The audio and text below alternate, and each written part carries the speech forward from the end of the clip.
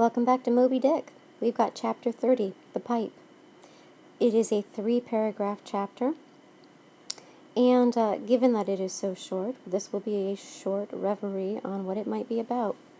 We just had a big fight with Ahab scaring the living daylights, I don't think that pun was intended, out of Stubbs. Stubbs goes back downstairs, goes to sleep, and Ahab is standing over the bulwarks, and he lights a pipe. And he sits down and he smokes. Ishmael then says, "In old Norse times, the thrones of the sea-loving Danish kings were fabricated, saith tradition, of the tusks of the narwhale.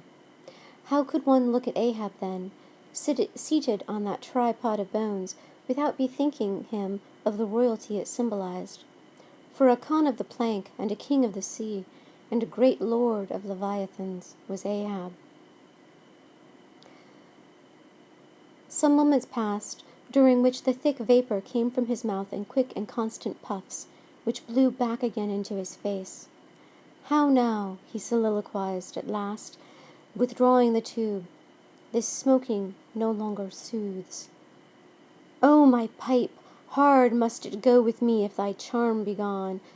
It goes on. I guess this is actually 4 paragraphs long. Ishmael is setting up Ahab as Hamlet. We have here a foggy, smoky night on a throne with a big soliloquy, with active inaction and a no longer comforting pastime. This thing that is meant for sereneness, to send up mild white vapors among mild white hairs, not among torn iron-gray locks like mine. I'll smoke no more. He tossed the still-lighted pipe into the sea. The fire hissed in the waves. The same instant the ship shot by the bubble the sinking pipe made. With slouched hat, Ahab lurchingly paced the planks. Well, actually, is Ahab the young prince, or is he the ghost of the murdered king? Now this here is starting to really, if it hadn't already, it's really pressing against the boundary of my suspension of disbelief. Now I'm supposed to think that Ahab is a kind of Hamlet? Well, you know, Hamlet himself is a little bit of a controversial anti-mama's boy. I mean, he spends hours on stage crying and whining and gasping and groaning and doing absolutely nothing. Kind of like this book so far. Are we meant to take that seriously? I mean, maybe Ishmael means for us to take it seriously. Does Melville? Is this another feint? Is it another effort to, you know, I really, really, really, really mean this, just kidding, but I really mean it, but no, not really, yeah, I do, nah.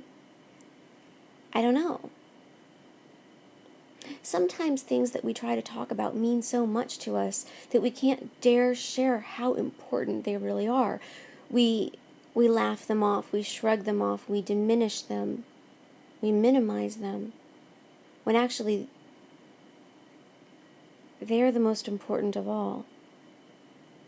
It's probably not a stretch of the imagination to think that Ahab represents, at least so far, what Ishmael has thought of romantically in his head he would like to be, or how he would like to see himself.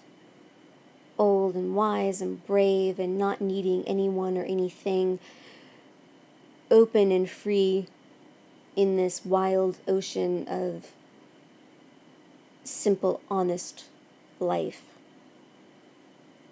But you know, it's always dangerous when we come up close to our heroes. Sometimes their humanity is devastating.